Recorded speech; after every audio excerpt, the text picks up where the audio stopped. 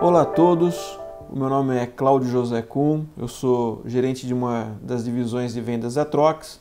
É um prazer estar com vocês aqui para falar um pouco sobre sistemas de volume de ar variável ou como é conhecido VAV. Antes de entrar propriamente no tema do VAV, queria conversar com vocês um pouco, dar uma geral sobre o volume de ar constante, que é o mais comum, né? Bom, a vazão de ar no volume constante é uma somatória de todos os picos individuais.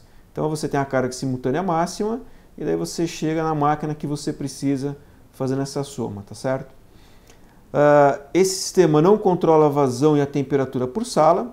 Normalmente você tem um equipamento que atende vários ambientes, controlado por um só termostato, então você não tem controles zoneados ou por sala, tá certo?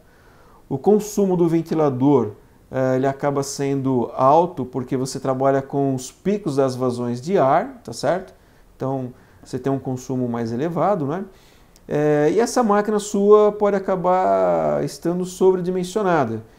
Como você trabalha então com essas cargas simultâneas máximas, você acaba tendo esse inconveniente de repente você sobredimensionar seu equipamento, claro, que impacta em tamanhos de equipamentos maiores, com mais consumo de energia, custo de manutenção, tá certo?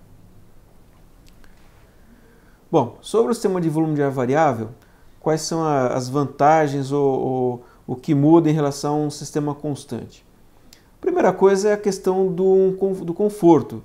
Você consegue, com um sistema VAV, ter um controle individual por sala ou por zona.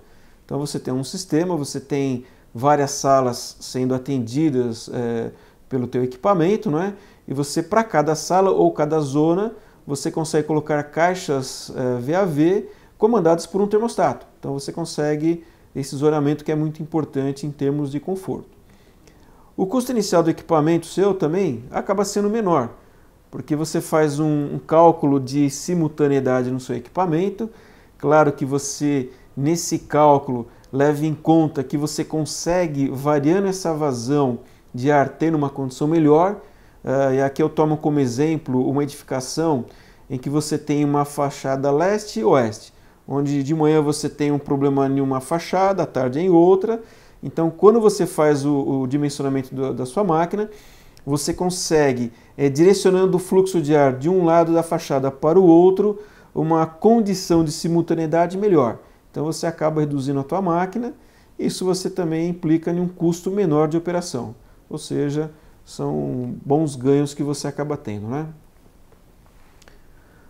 Uma vantagem também de um volume de ar variável é que se você tiver um sistema com uma capacidade acima daquilo que você precisava, o VAV você consegue corrigir isso daí. Como você tem os controles e você vai se adaptando a cada necessidade, então você faz você consegue fazer esse controle, ok?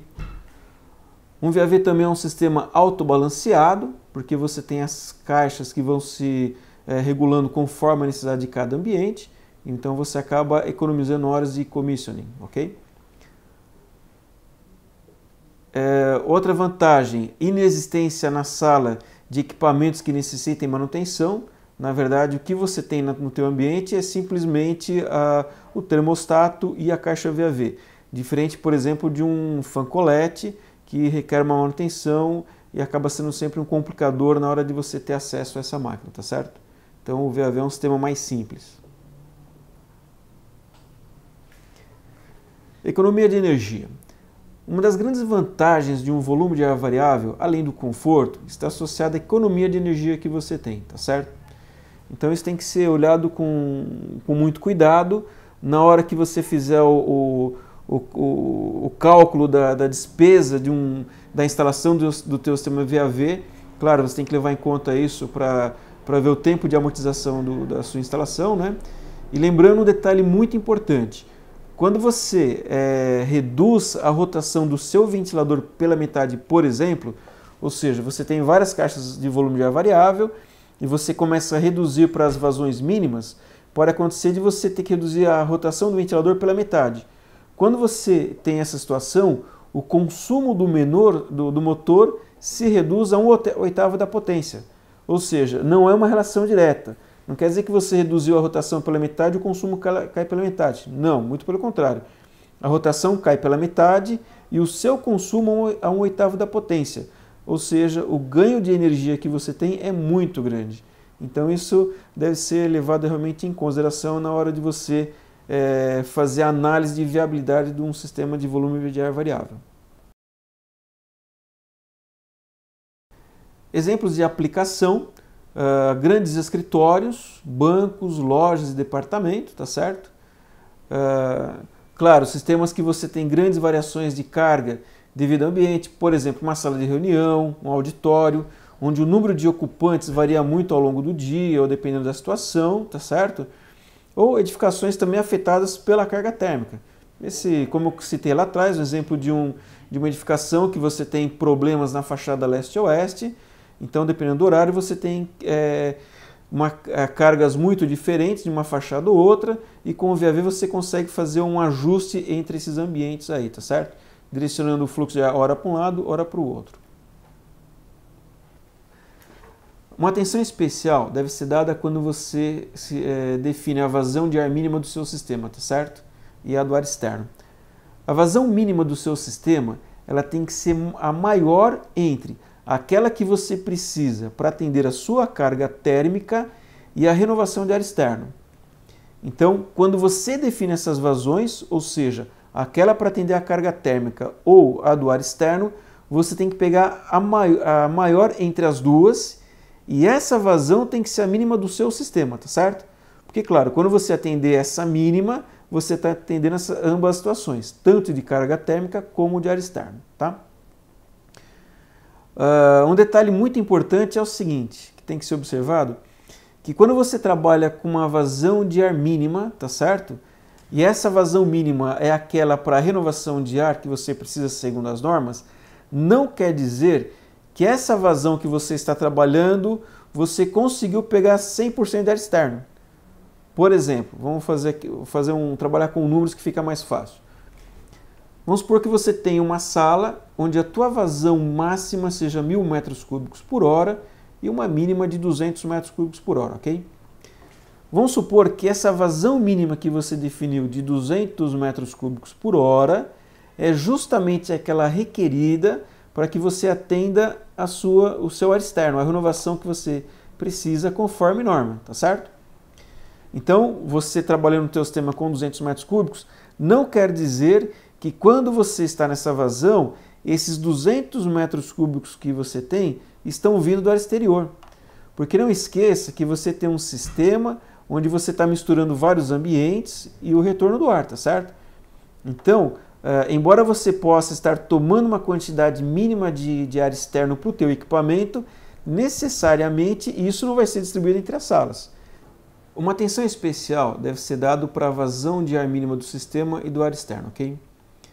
A vazão mínima do seu sistema ela tem que ser a maior entre a vazão necessária para atender uma carga térmica e a vazão necessária para atender a renovação do ar externo, conforme prevê as normas, tá certo?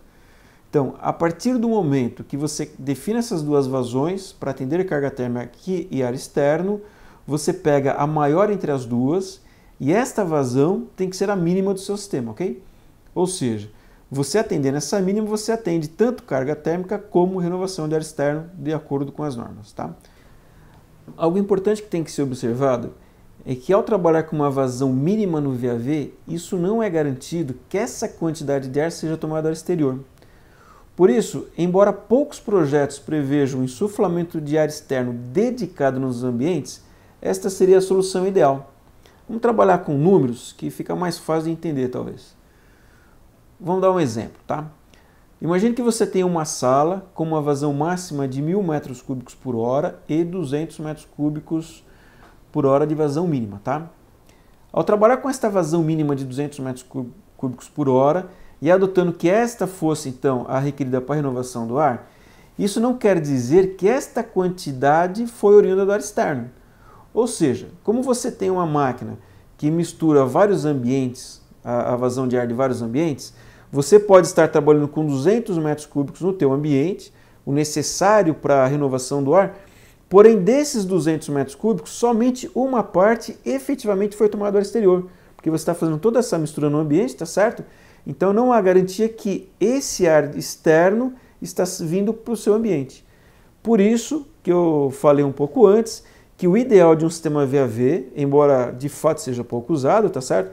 Mas o ideal é que cada sala recebesse um ar exterior dedicado, de tal forma que quando você caísse nas vazões mínimas, mesmo assim você teria garantido que a renovação de ar externo de fato estaria sendo atendida, tá? Então esse detalhe muito importante a ser observado por todos, ok? Vamos fazer um comparativo agora sobre uma caixa de volume de ar variável com um dumper motorizado. Até a Trox fazer o lançamento de volume de ar variável há alguns bons anos no Brasil, né?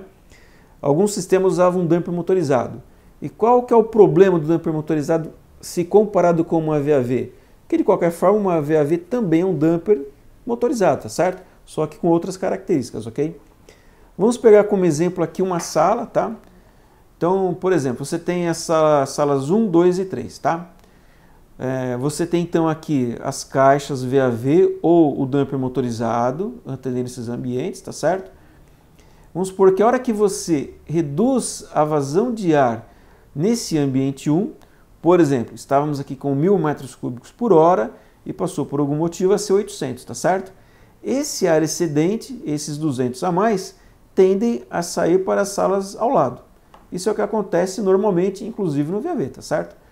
Então o que acontece aqui, os ambientes 2 e 3 serão afetados, implicando em desconforto, né? Quando você trabalha com um dumper motorizado, o que acontece? Simplesmente esse ar que sobrou nesse ambiente tende a sair naqueles ambientes. Quando isso acontece, o termostato sinaliza para fechar esse dumper, ele fecha. Quando ele faz isso, ele começa a afetar essa sala ao lado e a outra. Aí a sala 3 aqui, o dumper também começa a fechar e afeta a sala 1 e 2. Ou seja, esse sisteminha aqui, os dampers ficam o tempo inteiro modulando, porque uma caixa ou um dumper vai influenciando no outro, tá certo? Então o dumper motorizado ele trabalha assim, porque trata simplesmente de um dumper que tem um motorzinho que está conectado a um termostato, ele fica modulando sem parar, tá? Esse é o dumper motorizado. Então, olha só, o dumper motorizado ele recebe o sinal de um termostato, por exemplo, e vai modulando a vazão.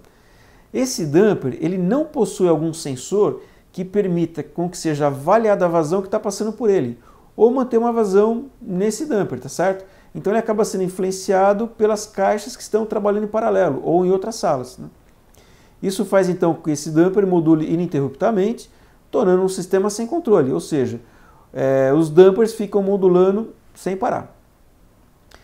Aliado a isso, o inconveniente do dumper motorizado é que ele não permite ajuste na rotação do ventilador, ou seja, aquela economia de energia falada lá atrás, quando você reduz a rotação do ventilador, você acaba não conseguindo quando você trabalha com o dumper motorizado.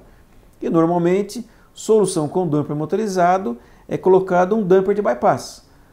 Ou seja, uma maneira de corrigir essa questão da vazão excedente sair na caixa ao lado, se coloca um dumper na linha fazendo um bypass. Simplesmente vai direto para o retorno para tentar não influenciar na sala ao lado.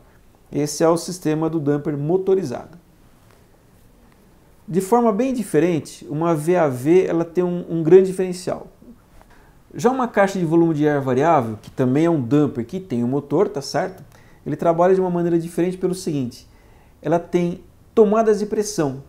Essas tomadas de pressão associadas aos controles, que não só modulam essa vazão, conseguem mantê-la também constante a partir do momento que você determina uma vazão.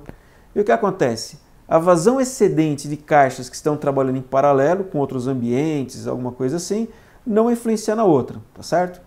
Vamos ver aqui algumas imagens, talvez fique mais fácil de entender. Essa daqui é um exemplo de uma caixa VAV. É um modelo TVR, é o modelo mais simples que nós temos. Então, aqui tem um dumper, a lâmina do dumper, o motor, e aqui na frente tem uma cruzeta, tá certo? Olhando essa caixa de uma outra vista, aquela cruzeta, ela tem na verdade um tubo que tem furos aqui no sentido do ar. Através desses furos é feita a tomada de pressão estática mais a dinâmica, ou seja, a pressão total do seu sistema. Isso na entrada do ar. Do lado oposto aqui na saída do ar, temos também o outro tubo, tá certo? Que também tem alguns furos. Esses furos você consegue fazer a tomada da pressão estática do sistema. Então, voltando, na parte de cima, nesses furos da frente, a gente consegue pegar a pressão total do sistema e na de baixo a pressão estática, que então são os furos na saída. A diferença entre os dois, temos a pressão dinâmica, tá certo? Com a pressão dinâmica e conhecendo então a área da nossa caixa, nós conseguimos determinar velocidade e vazão de ar, tá certo? Então, por isso que esse sistema é muito superior a um damper motorizado, porque com a caixa VAV e fazendo uso desses tubos, nós conseguimos medir a vazão de ar que está passando nessa caixa e controlar mesmo. Quais são os controles básicos de uma caixa VAV? É um termostato ambiente ou então que ela receba um sinal externo, por exemplo, de uma central que controla, faz automação do seu prédio, tá certo? E esse sinal do termostato ou dessa sua automação, ela vai para um transdutor que trabalha no atuador do damper. Esse transdutor e o atuador ele fica conectado ao eixo da caixa VAV e quando esse transdutor ele recebe o sinal do termostato ou do seu sistema, tá certo? Ele faz uma comparação da quantidade de ar que está passando naquele momento pela caixa e qual a vazão de ar que ele precisa em função da temperatura do ambiente, tá certo? Então ele compara essas vazões, ok? E ajusta a vazão da caixa em função da necessidade. Então, se o termostato está pedindo para passar nessa caixa, olha, tem que passar nessa caixa agora 1.000 metros cúbicos de vazão, e se estiver passando 1.200, o que acontece? Esse transdutor vai fazer a comunicação e o motor vai atuar. Então, essa vazão vai ser ajustada para os 1.000 que eu preciso, tá certo? Então, essa é a ideia do VAV. Assim é que é feito esse ajuste, tá? E como então essa caixa ela consegue ter esse controle de vazão, a caixa que trabalha ao lado ou em paralelo, que de repente tem um ar excedente, acaba não influenciando nessa outra que eu preciso.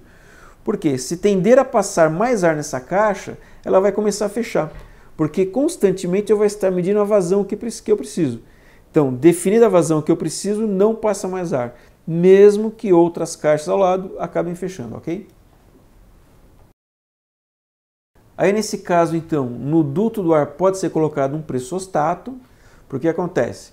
Imagine que você tem várias caixas trabalhando, tá certo? Essas caixas começam a fechar por algum motivo, então a pressão no seu duto vai aumentar, tá certo? As caixas não vão permitir que passe uma vazão maior do que aquela necessária, então aumentou a pressão. Então por esse pressostato você vai mandar um sinal lá para o seu equipamento, para o seu ventilador, e ele vai começar então a modular a rotação da máquina, tá certo? É onde justamente a gente cai a rotação do ventilador e tem aquele ganho de energia que foi falado lá atrás, tá certo?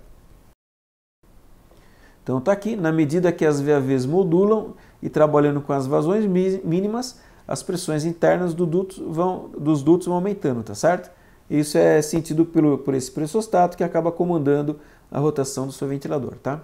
Então, o pressostato trabalha interligado com o ventilador, de forma a ajustar a rotação conforme a sua necessidade, tá? Aqui tem alguns modelos de caixas VAV, ok? Bandeirinha do Brasil são as feitas no Brasil e as outras são feitas na Trox da Alemanha, tá? Bom, pessoal, aqui terminei então a parte 1, onde falamos dos conceitos do sistema de VAV, tá certo? Tem algumas vantagens, não é? Agora tem na parte 2, nós falaremos sobre então os modelos disponíveis, as aplicações e por que usar um modelo ou outro, ok? Então, muito obrigado pela participação de vocês na parte 1 e conto com vocês na parte 2 também. Obrigado.